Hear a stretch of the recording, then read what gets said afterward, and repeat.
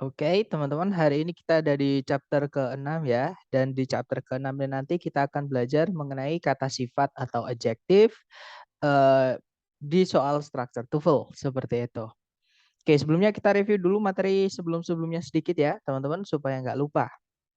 Nah, jadi di hari pertama sampai hari ke-5 kita sudah belajar mengenai sentencing ya, yang mana caranya membuat kalimat. Jadi di kalimat itu wajib harus ada subjek dan predikatnya. Oke. Kemudian subjek sendiri itu dibuatnya adalah dari kata benda atau kata ganti, predikat dari kata kerja atau dari kata kerja. Kemudian kalau di dalam kalimat mau ada lebih dari satu subjek predikat, harus ada kata hubung atau conjunction-nya ya, teman-teman. Kemudian jika teman-teman menemukan ada salah satu dari penanda inversi di sebelumnya subjek, maka terus nggak pakai koma, maka subjeknya nggak mau langsung ketemu sama predikat ya. Jadi predikat dulu baru subjek. Ya. 6 penanda inversi itu adalah yang pertama ada there yang dia pindah sebelum subjek tanpa koma, keterangan tempat yang dia pindah sebelum subjek tanpa koma, keterangan yang maknanya negatif yang pindah sebelum subjek tanpa koma, dan di perbandingan setelah then itu boleh diinversi, dan ketika ada verb ing atau verb 3 yang dia agak panjang ya, kemudian dia pindah sebelumnya subjek tanpa ada koma, dan di kasus kalimat pengandaian atau conditional sentence ketika conjunction if-nya itu kita hapus seperti itu.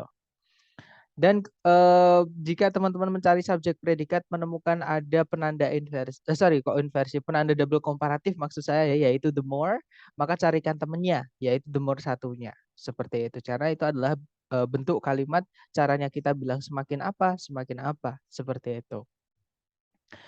Nah, sebelum kita lanjut ke chapter 6 mengenai kata sifat, yaitu kita lanjut ke phrase pertama, teman-teman. Mungkin ada yang mau ditanyakan dulu, silahkan.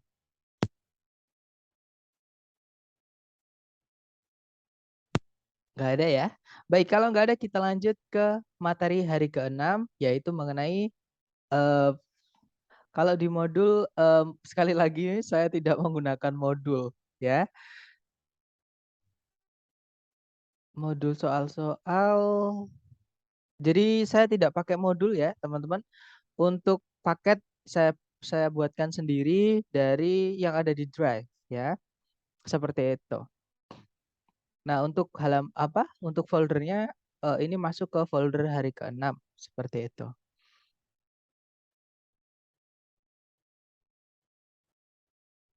Nggak ada ya, nggak ada pertanyaan lagi. Baik, kalau nggak ada kita lanjut ke chapter ke-6, bab 6, yaitu mengenai penggunaan kata sifat di dalam kalimat, seperti itu.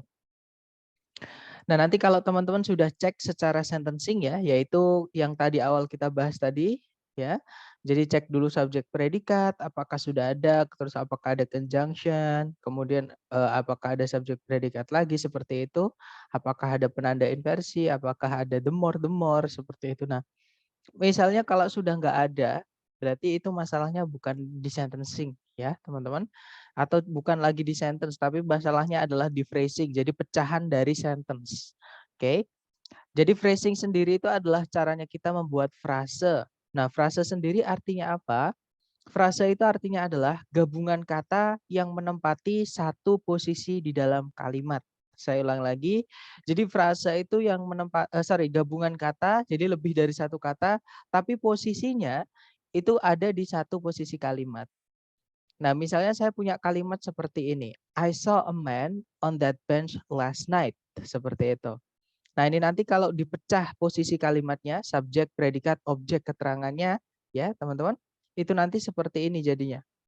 Jadi subjeknya adalah I, predikatnya adalah saw, objeknya adalah a man. Sebenarnya objek itu juga bisa masuk ke bagian dari predikat. Keterangan juga bisa, teman-teman.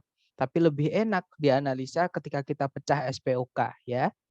Jadi a man di situ adalah sebagai objek, kemudian keterangannya atau biasanya ada yang nyebutnya juga complement-nya ya. Complement-nya itu adalah on that bench, keterangan tempat artinya di bangku itu, sama last night, keterangan waktu artinya tadi malam, seperti itu. Nah, tadi kan frase itu adalah pengertiannya gabungan kata, jadi lebih dari satu kata ya, yang menempati satu posisi kalimat. Nah, semua posisi kalimat itu bisa diisi lebih dari satu kata, teman-teman. Oke. Nah, tapi kalau dari kalimat yang kita buat contoh tadi, subjeknya adalah I, dia bukan frase ya, karena hanya terdiri dari satu kata. Oke, jadi kalau pilih di apa, di pilihan ganda itu kita butuh di titik-titik di soal kita butuh subjek dan di pilihan ganda ada pronoun, langsung masukkan pronoun aja, teman-teman. Karena pronoun itu munculnya hanya bisa sendiri, entah di subjek, entah di objek. Beda dari kata benda. Nah, kalau kata benda itu biasanya sebelumnya ada adjektifnya, entah di subjek, entah di objek, seperti itu. Nah, kemudian predikatnya di situ tadi juga menggunakan satu kata yaitu saw, artinya melihat, dia lampau, ya. Kemudian tapi dia bukan frase, teman-teman. Oke. Nah, di objek baru di sini ada dua kata, yaitu a sama kata benda man. Inilah yang disebut dengan frase. Ya, jadi gabungan kata yang menempati satu posisi kalimat. Nah, kalau teman-teman masih ingat yang bisa jadi objek itu juga bisa jadi subjek. Maksudnya kelas kata yang fungsinya menjadi subjek itu juga sama dengan objek yaitu noun sama pronoun. Oke. Nah, yang saya jelaskan tadi, jika subjek atau objeknya kata benda itu biasanya sebelumnya ada kata sifatnya. Ya, teman-teman, alias kata benda entah di subjek entah di objek itu boleh ditambahi dengan kata sifat. Contohnya seperti ini, a man, seorang pria, seperti itu. Kemudian keterangannya ada dua, keterangan tempat di situ terdiri dari tiga kata ya, on that bench. Oke, kalau diartikan tadi di bangku itu. Nah, itu adalah frase juga, teman-teman. Oke, karena lebih dari satu kata di satu posisi kalimat. Kemudian last night, tadi malam juga sama. Dia dua kata menempati satu posisi kalimat, berarti dia adalah frase juga. Jadi frase itu gabungan kata yang menempati satu posisi kalimat. Ya, misalnya subjek kan harusnya kata benda. Nah, kata benda di subjek itu sebelumnya boleh ditambahi kata sifat. Nah, hari ini kita akan belajar ke kata sifat dulu. Oke, atau adjektif istilahnya. Nah, adjektif itu fungsinya cuma satu, teman-teman. Oke, jadi kata sifat itu fungsinya cuma satu di dalam kalimat, yaitu menjelaskan benda atau yang punya sifat itu cuma benda, teman-teman. Kelas kata lain nggak bisa dijelaskan menggunakan kata sifat, ya. Dan letaknya atau penempatan di dalam kalimat, nah ini berbeda dari bahasa kita, yaitu bahasa Indonesia. Kalau bahasa Indonesia, ketika kata sifat menjelaskan kata benda dan nempel, itu tempatnya adalah kata bendanya dulu, jadi noun-nya dulu, baru kata sifatnya. Contohnya adalah rumah yang besar itu, misalnya ya, teman-teman. Nah, nanti kalau dalam bahasa Inggris itu dibalik. Jadi kata benda itu di terakhir. Jadi setelah kata sifatnya selesai baru kata benda, ya. Jadi kalau kita mau bilang rumah yang besar itu dari itunya dulu, teman-teman. Jadi that big house atau the big house. Seperti itu. Oke, jadi bahasa Inggris sama bahasa Indonesia yang membedakan salah satunya di dalam bahasanya ya, itu adalah penempatan kata sifat ketika nempel sama kata bendanya. Jadi nanti kalau teman-teman menemukan subjek predikat sudah lengkap, sentensi nggak ada masalah. Nah, titik-titiknya itu berada di sebelum kata benda, entah di subjek, entah di objek, itu adalah tempatnya kata sifat. Cari A, B, C, D yang kata sifat. Seperti itu. Nah, tapi adjektif sendiri itu dibagi menjadi tiga sesuai karakteristik dan penggunaannya dan urutannya ya, teman-teman. Jadi saya ulangi lagi, adjektif itu dibagi menjadi tiga sesuai urutan penggunaan dan karakternya dia masing-masing, seperti itu. Nah, ketiga kata sifat itu yang pertama itu ada namanya determiner, yang kedua ada deskriptif atau epitet, yang terakhir ada noun adjektif atau noun adjunct. Nah, ini hanya nama, teman-teman nggak perlu hafalkan. Yang penting teman-teman paham adjektif itu tiga itu apa aja, maksudnya eh, apa sih yang membedakan mereka, seperti itu. Determiner itu adalah jenis kata sifat yang dia itu harus ada kata benda setelahnya, teman-teman. Ya, alias selalu butuh kata benda setelahnya, seperti itu. Nah, untuk determiner sendiri dari namanya ya, determiner itu dari kata determine, artinya menentukan. Nah, menentukan apa? Yang pertama menentukan jelas atau tidak bendanya. Jadi orang yang kita ajak omong itu udah tahu atau belum. Kalau bendanya sudah jelas, misalnya matahari. Matahari kan cuma ada satu, teman-teman. Orang yang kita ajak omong ketika kita ngomongin matahari, pasti tahu yang kita maksud yang mana. Nah, itu pakainya adalah the sun, seperti itu misalkan. Ya. Kemudian jika bendanya tidak jelas yang mana, itu kita pakainya atau an atau bahkan tidak usah pakai ini, tidak usah pakai determiner. Jadi nggak perlu pakai the, atau an, ya. Eee, untuk sama an sendiri itu artinya sebuah, seorang, seekor, atau satu, ya teman-teman. Jadi dia hanya bisa diikuti nanti kata bendanya itu tunggal. Ya, kita hanya bisa bilang a house. Tidak bisa kita bilang a houses. Ya, teman-teman. Jadi a house, a human, a person, a thing, seperti itu. Jadi a diikuti kata bendanya nanti tunggal. Seperti itu. Kemudian yang kedua, kata sifat yang menentukan jauh atau dekatnya benda itu. Oke. Kalau jauh kata bendanya kita pakainya itu. Ya, misalkan rumah itu, orang itu, mobil itu. Nah, itu jauh dari kita, jadi yang ngomong. Oke. Kalau yang dekat bendanya pakainya ini. Ya. Nah, bahasa Inggrisnya itu ada dua, yaitu that sama those. Kalau ini ada this sama these. Nah, ini bacaan sama tulisannya kebalik ya, teman-teman. Jadi kalau yang pakai i bacanya this, pakai e. Yang tulisannya pakai e bacanya pakai i, this. Nah, bedanya apa? Kalau that itu untuk bilang itu kata bendanya tunggal, teman-teman. Contohnya tadi mobil itu, that car, rumah itu, that house. Nah, tapi kalau those itu tapi bendanya banyak, harus jamak ya. Contohnya those houses, rumah-rumah itu, those cars, mobil-mobil itu, seperti itu.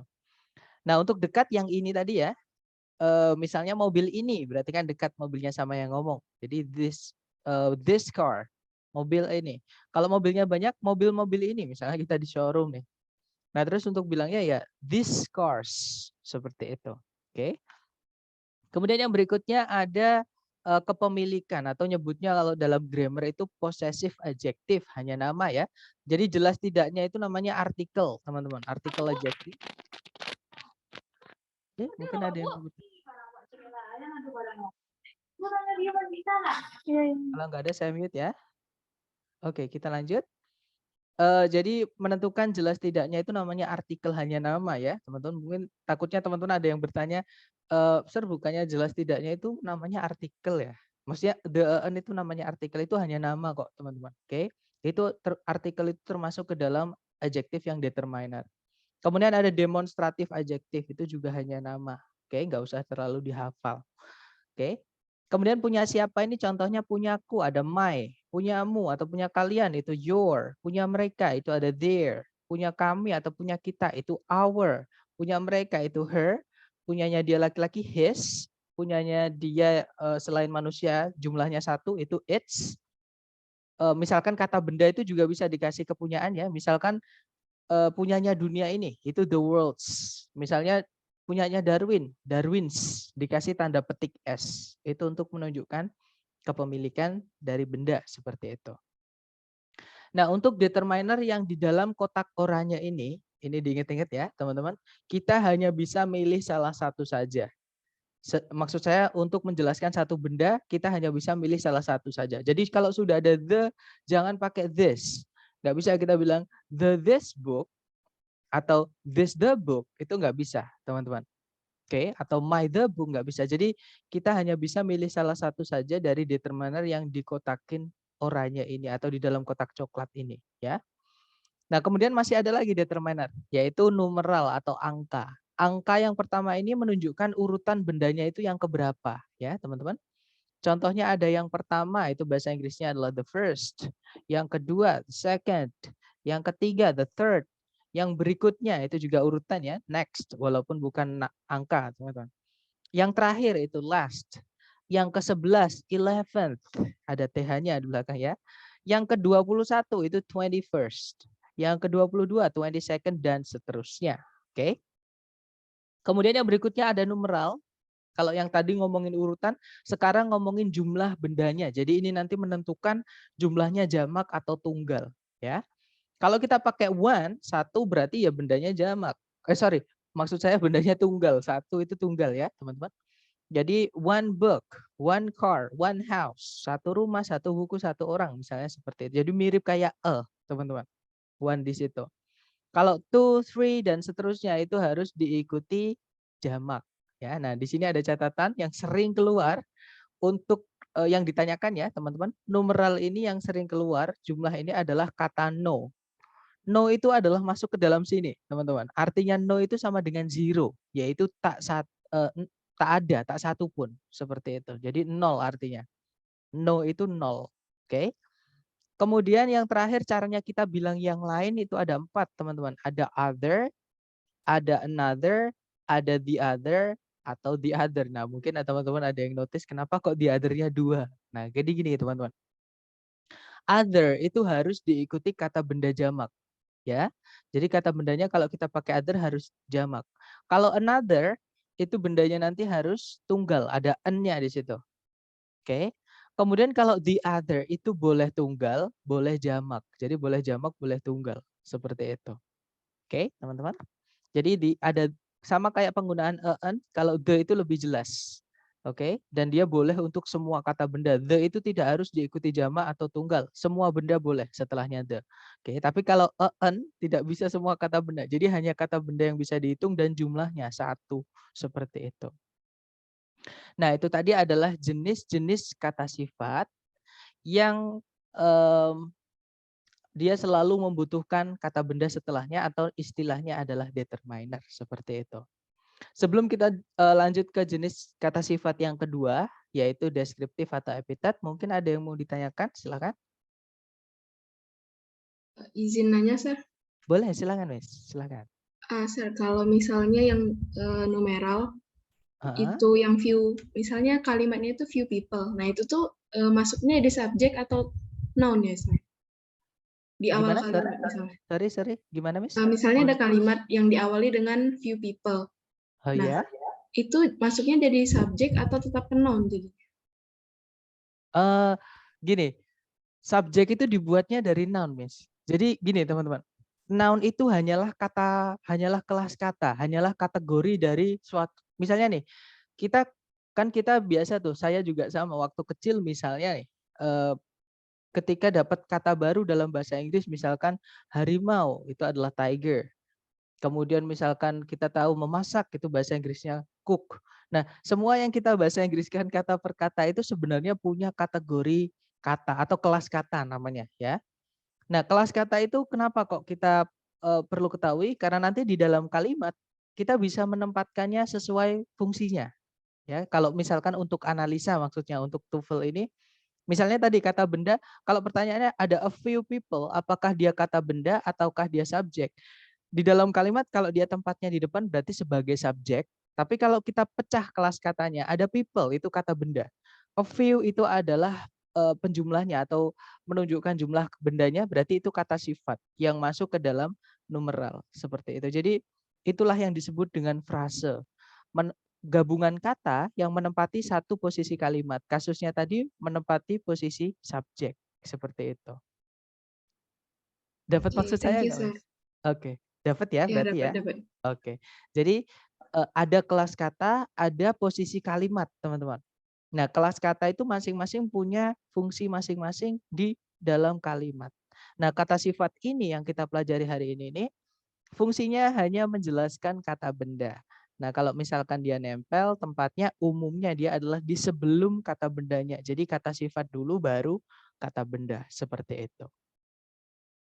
Nah, nanti kata sifat ketemu kata benda, nanti dalam kalimat itu bisa tempatnya di subjek ataupun di objek. Seperti itu. Mungkin ada pertanyaan lagi dari teman-teman, silakan.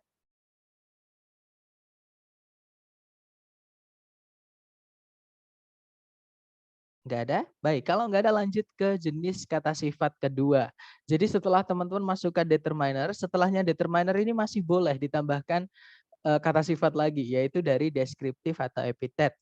Nah, deskriptif atau epitet ini adalah jenis kata sifat yang boleh berdiri sendiri tanpa kata benda. Ya, jadi bisa dengan kata benda, bisa tanpa kata benda. Contohnya kata beautiful, teman-teman. Ya, beautiful atau artinya cantik itu kan sebuah sifat atau kualitas sesuatu, seseorang, sorry. Karena cantik bukan indah ya. Beautiful. Nah, kata beautiful ini di dalam kalimat itu bisa disusun menjadi seperti ada dua contoh. Misalnya yang pertama, the beautiful girl has a beautiful hair. Contohnya ya, beautiful hair. Nah, kalau teman-teman lihat di situ ada dua kata beautiful, teman-teman. Beautiful yang pertama itu dia menjelaskan kata benda girl, dia nempel, ya. Kemudian beautiful yang kedua dia juga sama, nempel di kata benda hair, tempatnya di sebelumnya kata benda hair. Karena dia hanya menjelaskan hair. Nanti kalau diartikan gadis yang cantik itu memiliki rambut yang indah seperti itu. Nah, tapi beautiful juga bisa berdiri sendiri, teman-teman. Jadi misalnya the girl, misalnya ya, the girl with long with long hair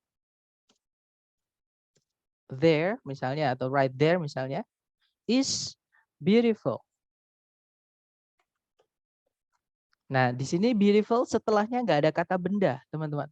Jadi beautiful ini bisa jenis kata sifat ini, deskriptif atau epitet ini adalah yang dia bisa dengan kata benda setelahnya dan bisa tanpa kata benda.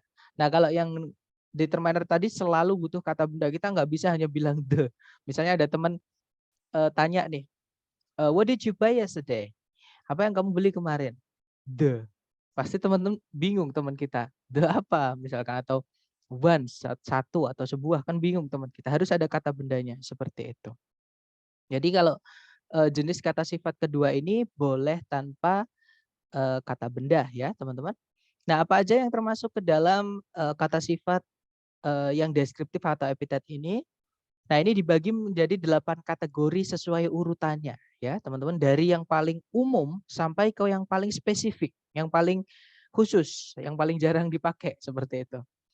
Yaitu yang pertama ada kualitas sama karakter bendanya. Yaitu yang membedakan benda itu sama benda yang lain atau kualitas yang dimiliki lah seperti itu. Contohnya ada epic, luar biasa. Kemudian ada expensive, artinya mahal. Kemudian ada famous, terkenal. Ada kind, baik hati. Nah, itu adalah jenis kata sifat yang deskriptif pertama ya, masuk ke dalam kualitas atau karakter bendanya. Kemudian yang kedua itu ukuran bendanya, seberapa besar bendanya.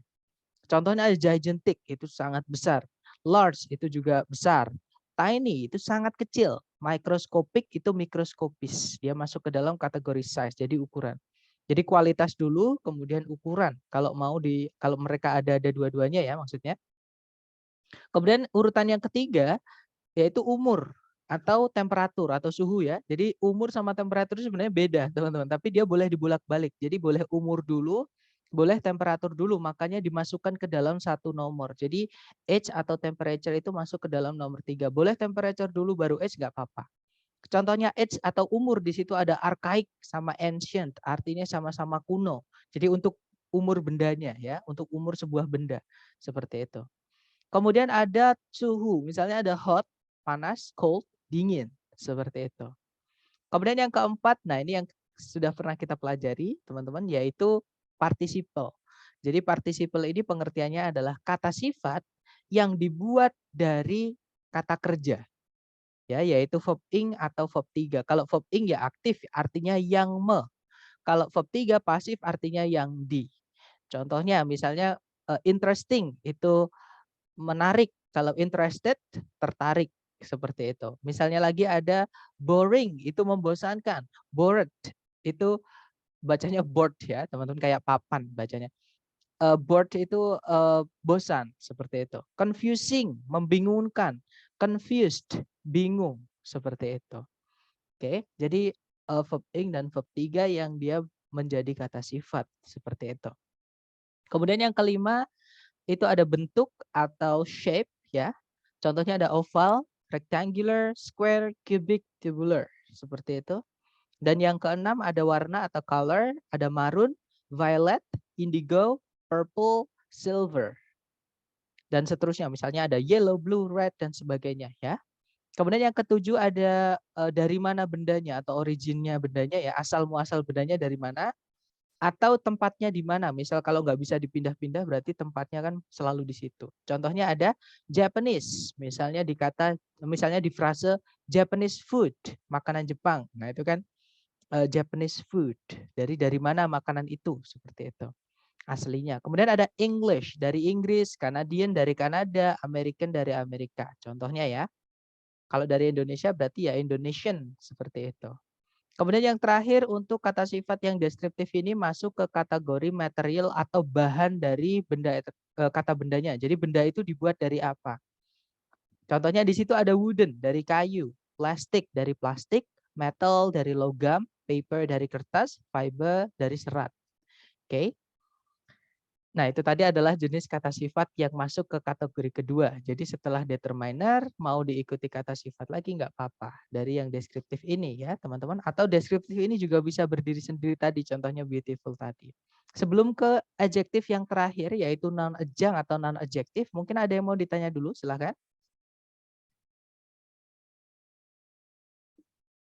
Nggak ada ya. Kalau nggak ada lanjut ke kata sifat jenis terakhir yaitu noun adjunct atau noun adjektif. Jadi noun adjunct atau noun adjektif ini mirip kayak sebentar.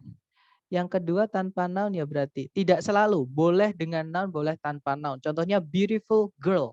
Itu setelah kata beautiful itu boleh ada girl-nya. Girl itu kata benda ya karena dia bisa dilihat, diraba, diterawang, diputar, dijela, dicelupin teman-teman. Oke, itu karakteristik satu jenis kata benda seperti itu. Nah, tapi dia juga bisa berdiri sendiri. Contohnya yang tadi, the girl is beautiful. Nah, setelah predikat is ada kata beautiful, tapi nggak ada kata bendanya. Ya sudah, itulah kata sifat jenis kedua. Jadi boleh dengan kata benda, boleh juga tanpa kata benda. Seperti itu. Gimana? Mungkin ada pertanyaan lagi?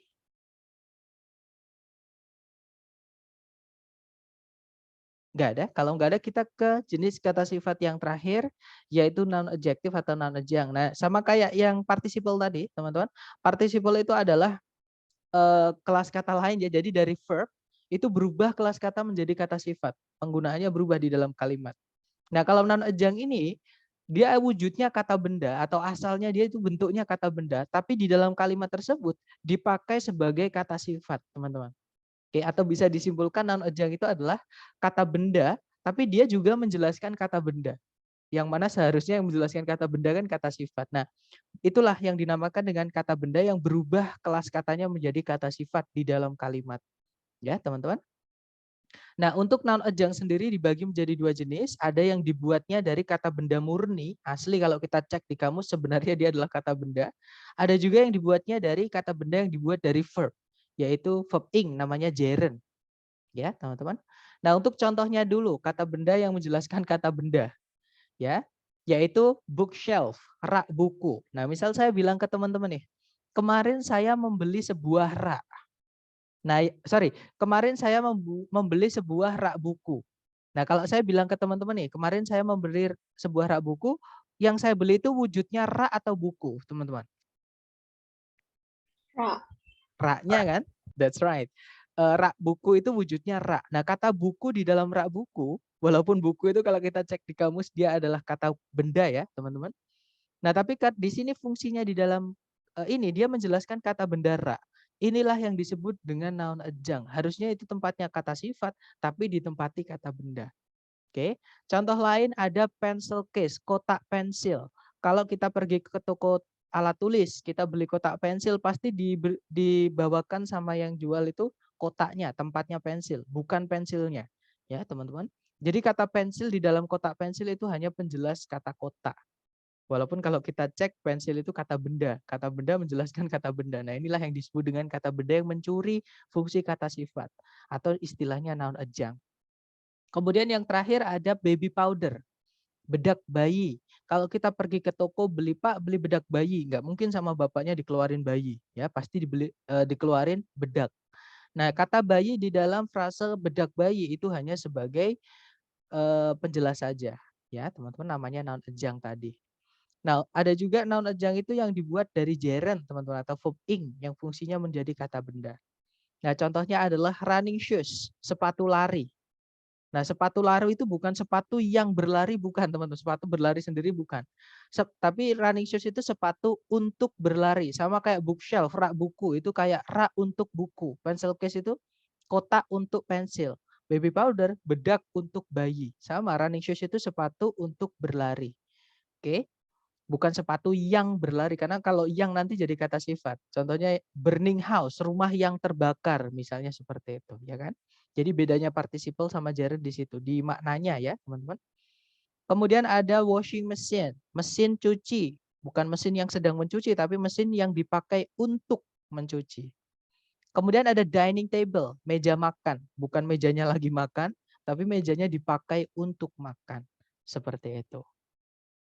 Nah, inilah jenis-jenis kata sifat ya, teman-teman. Dan urutannya, jadi yang pertama, yang paling depan, yang mengawali noun phrase atau yang mengawali urutan kata sifat yang menjelaskan kata benda itu adalah determiner. Nah, kalau sebelumnya determiner itu udah bukan kata sifat lagi ya, teman-teman. Intinya beda bagian kalimat seperti itu. Nah, mungkin sebelum kita ke contoh soal ada yang mau ditanyakan dari teman-teman, silahkan.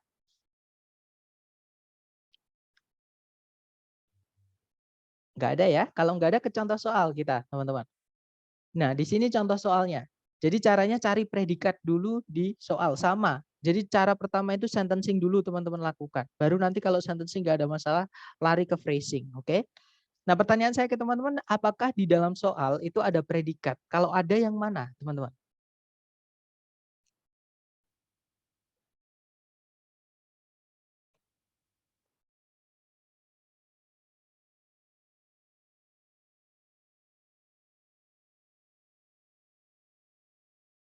Adakah yang nemu kata kerja di soal?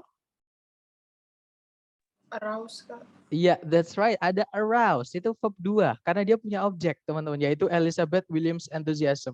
Nah, berarti dia verb 2 ya, itu predikat.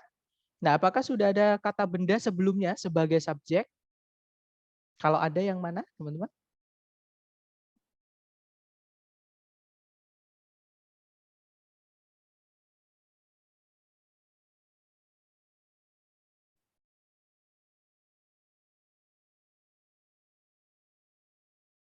Ya, that's right. Social crusade. Kata bendanya di crusade-nya ya, teman-teman. Nah, berarti sudah ada subjek, sudah ada predikat. Kita cek ke belakang lagi, di situ sudah tidak ada penanda conjunction ataupun subjek lagi ataupun predikat lagi. Artinya kalimat sudah lengkap dan di pilihan ganda nggak ada conjunction subjek predikat ya. Karena kalau di sini mau kita masukkan subjek lagi atau predikat lagi harus lengkap conjunction subjek predikat satu paket ya. Dan memang di pilihan ganda nggak ada CSP, teman-teman. Nah, berarti karena titik-titiknya di situ masuk di sebelumnya kata benda ya. Berarti di sini cari kata sifat. Oke. Nah, kebetulan di pilihan A, B, C, D itu ada dari determiner penunjuk jumlah, yaitu numeral yang menunjukkan jumlah. Ya, cuma satu adjektif di pilihan ganda, teman-teman. Nah, kira-kira jawabannya yang mana? Ada yang masih ingat? Non. Yang mana? A, B, C, D? Oke. Jawabannya adalah yang alpha, teman-teman. Ya, yang no. Yang tadi saya bilang gitu loh, yang temannya 1, 2, 3, 4 ada yang artinya sama dengan zero. Nol, yaitu no. No itu artinya tak satu pun, tak seorang pun. Kayak gitu. Misalnya saya mau bilang, saya tidak punya uang. I have no money. Nah, no itu kan kata sifat. Setelahnya ada kata benda money. Tapi kalau non, itu nggak bisa kita bilang, I have non money. Nggak bisa, teman-teman. Oke, I have non time. Nggak bisa. Saya nggak punya waktu. Itu I have no time. Bukan I have non time. Oke. Nah, jadi jawabannya adalah yang alpha. Ya, teman-teman. Itu masuk ke dalam determiner yang menunjukkan jumlah tadi. Jadi dia masuk ke numeral yang kardinal di sini. Oke, ada 1, 2, 3, many, few, most, a number of itu artinya sejumlah. Dia satu kata ya, teman-teman, a number of itu sama kayak a lot of seperti itu, sama kayak various dan seterusnya. Ya no itu masuk ke dalam sini, dia menunjukkan jumlah bendanya. Nah, selain no itu semuanya beda kelas kata. Nothing itu kata ganti atau pronoun. Kalau kita masukkan pronoun di sini, sedangkan sudah ada subjek, sudah ada kata benda sebagai subjek, maka subjeknya double. Ada nothing kata ganti sama crusade kata benda. Nggak bisa double subjek. Non juga sama. Yang delta itu juga sama, teman-teman. Oke, non itu adalah kata ganti ya atau pronoun. Kalau kita masukkan pronoun di sini, nanti subjeknya double, pemborosan. Gak bisa. Kalau yang Charlie, not itu keterangan. Nah, nanti kita bahas keterangan di hari besok. Seperti itu, di hari ke-7 seperti itu.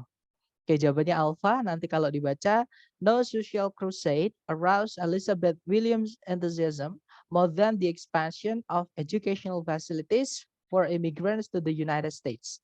Kalau diartikan tak satu pun perjuangan sosial membangkitkan antusiasmenya Elizabeth William lebih besar dibandingkan ekspansi fasilitas pendidikan bagi imigran yang pergi ke Amerika Serikat. Seperti itu.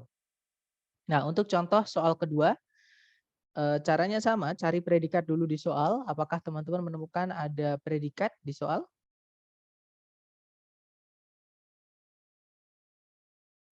Kalau ada yang mana, teman-teman?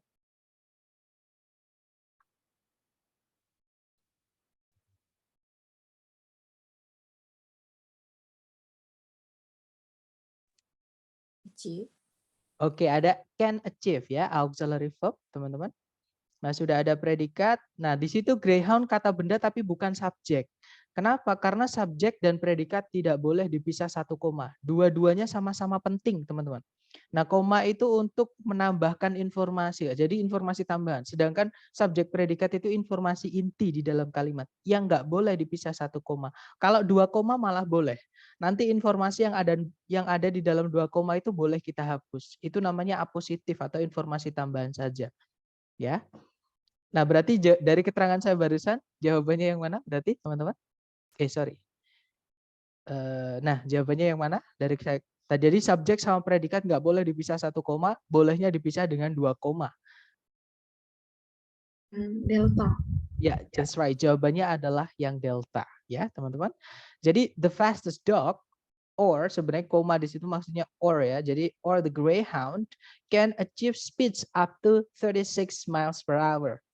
Jadi anjing tercepat atau namanya adalah greyhound itu bisa mencapai kecepatan hingga 36 mil per jam. Seperti itu. Contoh terakhir, teman-teman. Nah, caranya sama, cari predikat dulu di soal. Pertanyaan saya ke teman-teman, ada yang menemukan predikat? Kalau ada, yang mana, teman-teman? Oke, ada is ya, jelas. Is itu fungsinya hanya bisa sebagai predikat. Oke, kemudian subjeknya yaitu di sebelumnya ada kata race di situ. Right? Nah, kalau kita tarik ke belakang itu ada predikat lagi yaitu can move yang mana sebelumnya ada conjunction yang sekaligus menjadi subjek yaitu that. Predikatnya adalah can move. Jadi kalau teman-teman masih ingat ketika kita belajar conjunction yang selain Venbush kemarin, itu ada yang saya tebelin yaitu which, who, sama that yang artinya yang. Kenapa saya tebelin? Di sinilah teman-teman. Ternyata kita ketemu ya. Jadi kalau conjunction which, who, that itu dia bisa merangkap posisi sekaligus menjadi subjek. Jadi conjunction sama subjek. Karena kalau kita cek di kamus, which, who, that yang artinya yang itu kelas katanya sebenarnya bukan conjunction, teman-teman. Kelas katanya adalah pronoun. Nah, tapi namanya di dalam grammar pronoun yang which, who, that itu namanya relative pronoun. Di dalam kalimat fungsinya sebagai conjunction. Makanya saya bilang ke teman-teman, anggap aja dia conjunction. Cuman uniknya dia bisa merangkap sekaligus menjadi subjek. Oke. Kemudian setelahnya ada predikat can move. Nah, kalau kita cek subjek predikat, conjunction subjek predikat, kalimat sudah lengkap, sentencing nggak ada masalah.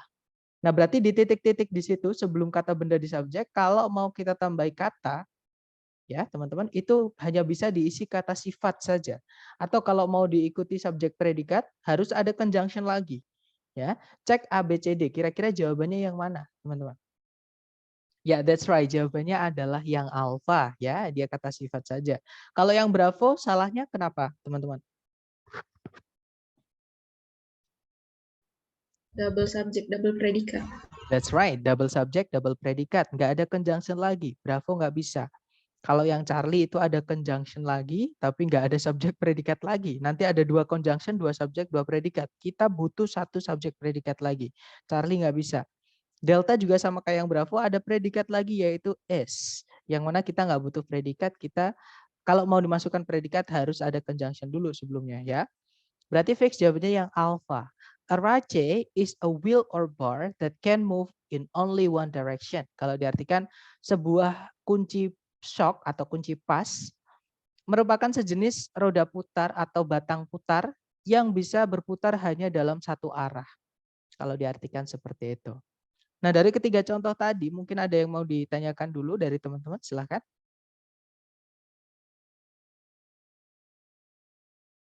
Nggak ada ya? Mungkin tantangan teman-teman adalah menentukan kelas kata-kata sifat. Ya yang sudah kita sebutkan tadi, teman-teman. Nah, kalau nggak ada pertanyaan lanjut ke number 4. Dicoba dulu, jangan takut salah. Waktunya 30 detik dimulai dari sekarang, silakan.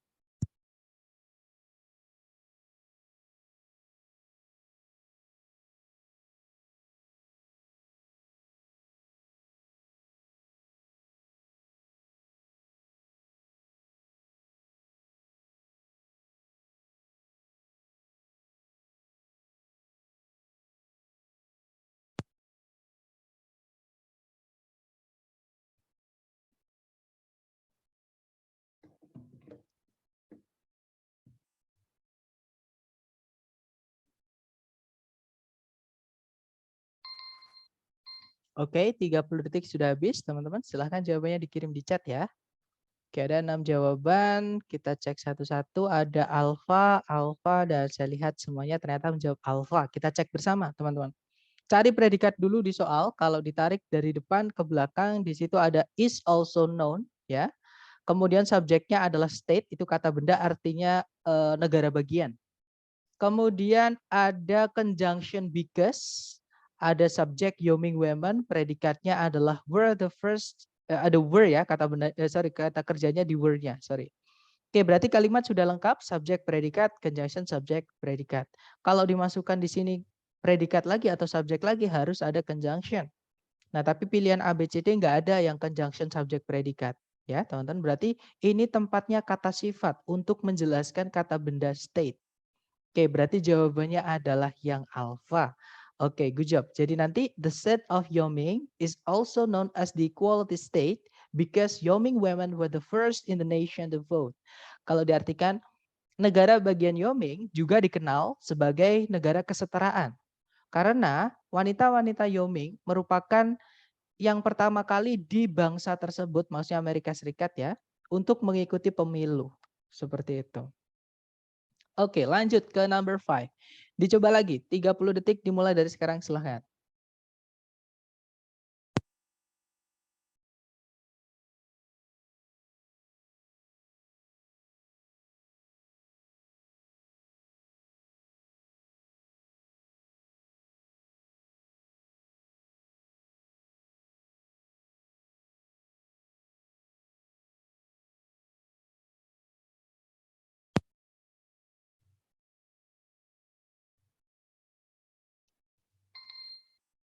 Oke, 30 detik sudah habis. Silahkan jawabannya teman-teman dikirim di chat.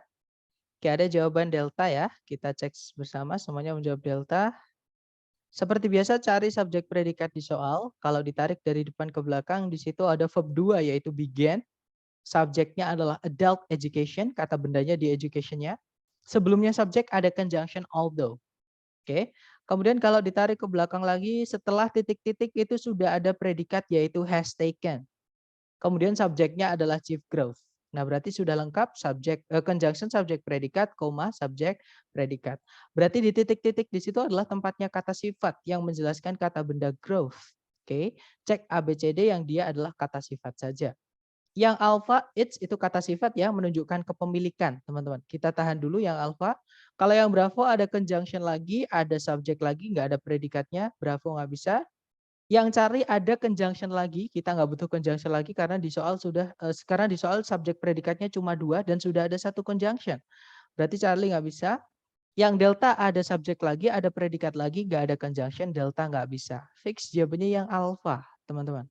Jadi nanti kalau dibaca, although adult education in the United States began in colonial times, its chief growth has taken place since the 1920s. Jadi meskipun pendidikan untuk orang dewasa di Amerika Serikat itu bermula di zaman penjajahan, pertumbuhan pokoknya atau pertumbuhan utamanya telah terjadi sejak 1920-an kalau diartikan seperti itu.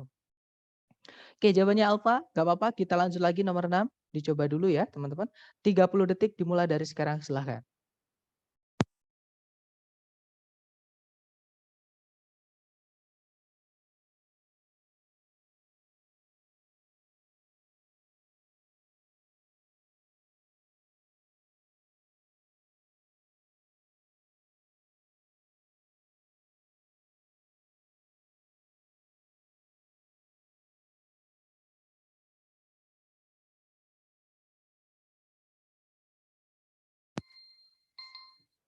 Oke, 30 detik sudah habis. Silahkan jawabannya dikirim di chat, teman-teman.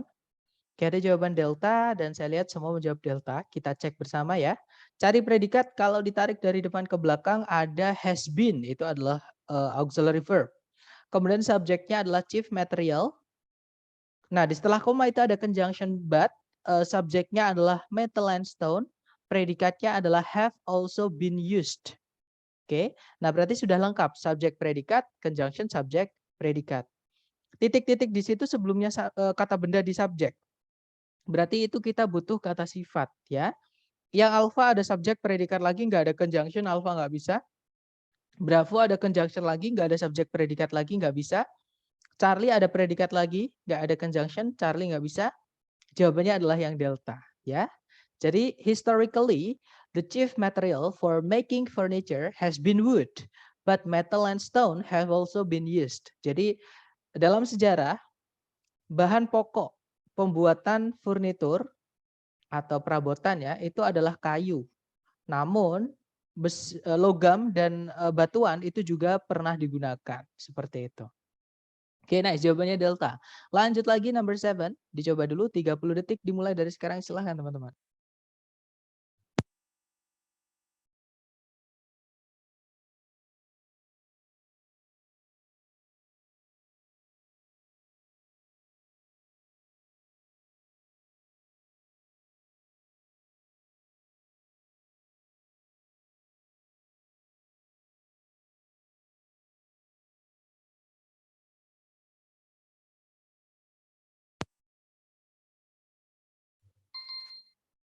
Oke, 30 detik sudah habis. Silahkan jawabannya teman-teman dikirim di chat. Oke, ada jawaban Charlie atau Delta, nggak apa-apa. Kita teman-teman kerjakan sepemahaman teman-teman dulu ya. Salah nggak apa-apa, beda nggak apa-apa. Oke, kita cek di situ ada predikat dates, artinya bermula atau berawal atau berasal seperti itu. Subjeknya adalah kata benda map, artinya peta, ya. Kemudian kalau ditarik ke belakang sudah tidak ada subjek predikat lagi, artinya kalimat sudah lengkap, ya. Teman-teman ada subjek dan predikat. Kalau kita cek yang alpha dan yang Charlie secara arti sama, teman-teman. Nah, tapi gini, kalau ada verb 3, ya, verb 3 kan di dalam kalimat ketika sebelumnya nggak ada auxiliary-nya ya, atau kita nyebutnya participle, fungsinya itu hanya sebagai menjelaskan kata benda. Nah, tapi ketika dia panjang seperti ini, tempatnya bukan di sebelumnya kata benda, teman-teman. Ya, jadi frase itu gabungan kata, bukan gabungan frase. Ya, jadi kalau panjang nanti dipindah sebelumnya subjek, itu nanti jadi penanda inversi. Oke, masih ingat penanda inversi nomor 5 itu adalah verb ing atau verb 3 yang dia agak panjang, dipindah sebelum subjek nggak ada komanya. Sedangkan di soal itu subjek predikat tidak diinversi, teman-teman. Berarti alpha sama Charlie nggak bisa, ya. Kalau yang Bravo di situ ada subjek it, ada predikat was, tapi nggak ada conjunction, Bravo nggak bisa. Jawabannya adalah yang delta, ya. Di situ ada determiner the, kemudian ada deskriptif atau kata sifat jenis kedua ya, yang menunjukkan umur namanya old itu ya, oldest, sama verb 3 yang berdiri sendiri. Nah, kalau dia berdiri sendiri tempatnya sebelumnya kata benda. Oke, jadi noun. Oke, berarti jawabannya adalah yang delta. The oldest known map dates back to about 3000 before Christ atau before century atau BC. Nah, nanti kalau diartikan peta tertua yang pernah diketahui itu berawal atau berasal itu kira-kira 3000 tahun sebelum Masehi, seperti itu. Oke, kita lanjut lagi, nggak apa-apa, kita coba lagi nomor 8. Silahkan, jangan takut salah, 30 detik dimulai dari sekarang.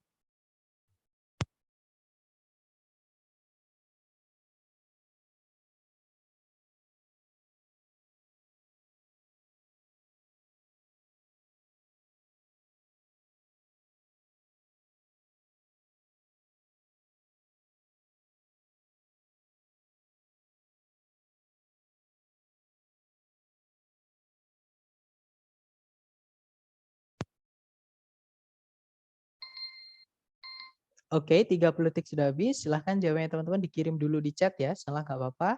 Baik ada delta, ada alpha, antara delta or alpha. Baik, mari kita cek bersama. Kalau ditarik dari depan ke belakang, di situ ada predikat are cold. Predikat subjeknya adalah kata benda depression, artinya cekungan ya di sini, bukan artinya tekanan mental, bukan teman-teman. Jadi sudah ada subjek, sudah ada predikat, kalimat sudah lengkap. Oke. Nah, kalau kita masukkan subjek predikat lagi di titik-titik harus ada conjunction. Kalau nggak ada conjunction subjek predikat, ya sudah cari yang kata sifat saja untuk menjelaskan kata benda di presence. Yang alpha ada predikat lagi are, sedangkan di soal sudah ada are called, kita nggak butuh predikat lagi. Kalau nggak ada conjunction. Alpha nggak bisa. Bravo. Nah, kalau ada titik-titik di paling depan, diawali sama predikat langsung jangan dipilih. Karena tidak mungkin predikat muncul di paling depan di soal structure TOEFL, ya teman-teman. Terutama TOEFL yang dari ITS. Oke. Kemudian yang Charlie ada conjunction where. Nah, tapi subjek predikatnya cuma satu. Nggak bisa kita masukkan subjek predikat cuma satu. Nggak bisa kita masukkan conjunction ketika subjek predikatnya cuma satu. Ya sudah berarti jawabannya yang delta ya teman-teman. Itu kata sifat. Deep itu artinya adalah yang dalam. Jadi deep depressions in the ocean floor are called trenches. Kalau diartikan cekungan yang dalam di dasar laut disebut palung. Seperti itu. Oke, lanjut ke nomor 9. Dicoba lagi, jangan takut salah. 30 detik dimulai dari sekarang, silahkan.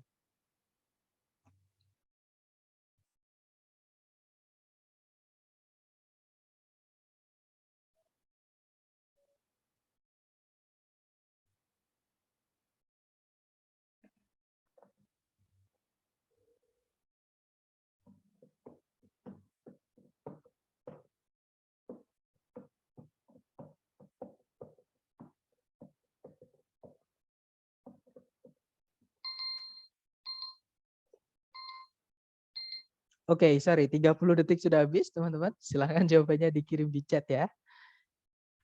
Di sini ada jebakan, hati-hati. Dan saya lihat teman-teman ada yang menjawab alpha, ada yang menjawab bravo. Baik, mari kita cek bersama.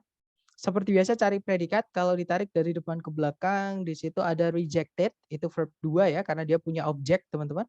Subjeknya harus di setelah 2 koma, nggak boleh subjek dan predikat dipisah dengan 1 koma. Ya. Subjeknya adalah futurism. Oke, dan kalau ditarik di belakang itu sudah tidak ada penanda subjek predikat lagi. Oke, berarti sentencing sudah lengkap. Nah, di sini menanyakan di dalam 2 koma, namanya apositif ya. Kita cek aja di apositif kata dasarnya apa. Setelah titik-titik itu ada kata sifat menunjukkan apa namanya? Early 20th century itu adalah menunjukkan asal muasalnya dari mana dia seperti itu. Jadi dari awal abad ke-20. Nah, berarti itu kata sifat, ada kata benda movement. Nah, kata benda itu sebelumnya diisi sama kata sifat. Ya sudah kita carikan kata sifat saja, teman-teman. Oke. Yang alpha ada kata sifat an, kemungkinan alpha bisa, kita tahan dulu. Yang bravo ada conjunction, sedangkan subjek predikat cuma satu di dalam soal ya. Bravo nggak bisa. Yang Charlie ada conjunction, ada subjek predikat. Hati-hati, teman-teman. Kalau sudah nabrak conjunction which, who, that, kita pertimbangkan dulu. Kenapa? Yang saya bilang tadi ya, jadi conjunction which, who, that itu bisa merangkap sekaligus menjadi subjek. Oke, alias setelah conjunction which, who, that itu boleh diikuti langsung predikat. Oke. Nah, atau saya kasih tahu syaratnya ya, teman-teman. Jadi kata benda sebelum predikat atau kata benda setelah predikat itu salah satu harus ada yang hilang kalau kita mau pakai conjunction which, who, that yang artinya yang, ya. Jadi salah satu harus yang ada yang hilang, entah subjeknya, entah kalau di setelah predikat umumnya kita nyebutnya objek ya. Jadi nggak apa untuk sementara kita nyebutnya objek. Jadi conjunction, subjek, predikat, objek itu nggak bisa kalau kita pakai conjunction which, who, that. Jadi subjek atau objek salah satu harus ada yang hilang. Nah di situ setelahnya was, teman-teman, itu kan setelah titik-titik ada kata benda movement. Nah berarti sebelumnya subjeknya harus hilang, sedangkan di sebelumnya was di Charlie itu sudah ada subjek. Oke, berarti Charlie nggak bisa. Nah, untuk penggunaan lebih dalamnya nanti kita bahas di hari ke-10 ketika kita membahas anak kalimat atau dependent clause ya. Intinya Charlie nanti kalau diartikan nggak enak teman-teman kalau dimasukkan titik-titik. Charlie nggak bisa. Kalau yang delta ada predikat lagi yaitu was, tapi sebelumnya nggak ada subjeknya, nggak ada conjunction juga. Delta nggak bisa. Fix jawabannya berarti yang alpha ya. Nah, nanti kalau dibaca futurism atau sebuah gerakan seni di awal abad ke-20-an menolak semua tradisi dan berusaha untuk meramaikan kehidupan modern dengan cara menekankan pada mesin-mesin gitu ya dan gerakan. Nah, ini saya nggak tahu maksud maksudnya seperti apa, cuman kurang lebih kalau diartikan seperti itu. Oke, terakhir teman-teman, nomor 10 ya. Silakan dicoba dulu, waktunya 30 detik dimulai dari sekarang. Silakan.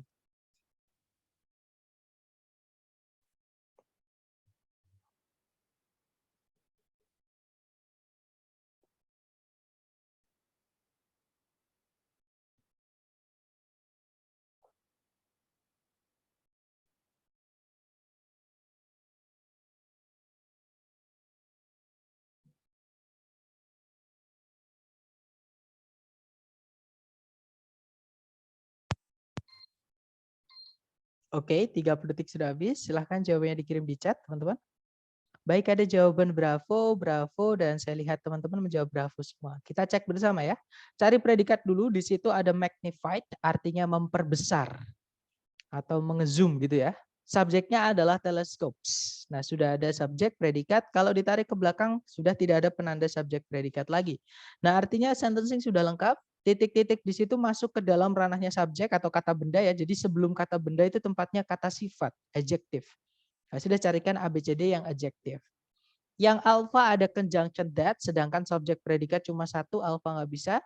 Bravo ada the, kata sifat ya, kemungkinan bravo bisa. Yang Charlie sama ada subjek predikat tapi nggak ada conjunction, Charlie nggak bisa. Yang Delta ada conjunction tapi nggak ada subjek predikat lagi. Nah, Delta nggak bisa, ya udah fix jawabannya cuma yang bravo ya. Nah, nanti kalau dibaca, the telescopes of the 1900s magnified objects 33 times of their 33 times their original size. Nah, kalau diartikan teleskop dari tahun 1600-an memperbesar benda-benda 33 kali ukuran asli mereka. Seperti itu. Nah, itu tadi adalah materi kita hari ke-6 ya. Hari ke-6 mengenai kata sifat atau adjektif. Ya, jadi dicari secara sentencing dulu. Sentencing nggak ada masalah, dilihat titik-titiknya. Tempatnya di mana? Kalau titik-titiknya di sebelum kata benda di subjek, ya kemungkinan disitulah, atau di objek ya, pokoknya ada kata benda, titik-titiknya di sebelum kata benda. Nah, kemungkinan itu adalah tempatnya kata sifat. Seperti itu, teman-teman. Nah, sebelum saya tutup, mungkin ada yang mau ditanyakan dulu, silakan.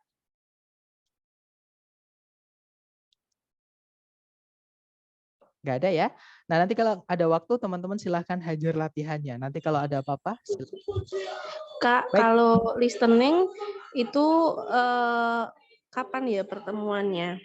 Oke, jadi untuk listening nanti kita bahas di pertemuan 11 sampai pertemuan ke-13, Miss. Dan kita hanya kenalan ya nanti untuk listening, teman-teman. Kenapa? Karena ya waktu kita hanya sedikit. Jadi untuk sisanya nanti kita habiskan ke reading seperti itu. Dan memang listening itu sebenarnya nggak banyak teman-teman babnya ya. Hanya 3 sebenarnya ya. Tapi nanti yang perlu banyakin sama kayak di structure sih sebenarnya. Terutama buat teman-teman yang baru. Itu adalah latihan. Ya, karena listening itu adalah skill. Cuman nanti kita bahas di hari ke-11 sampai hari ke-13 seperti itu. Gimana? Mungkin ada pertanyaan lagi? Silahkan. Kita masih di hari ke-6, berarti ada 5 hari lagi. Ya, berarti semingguan lah, seminggu lagi seperti itu. Nggak ada ya? Baik, kalau nggak ada saya tutup. Thank you so much for having me today, guys. I'll see you again next time. The last I say, Assalamualaikum warahmatullahi wabarakatuh.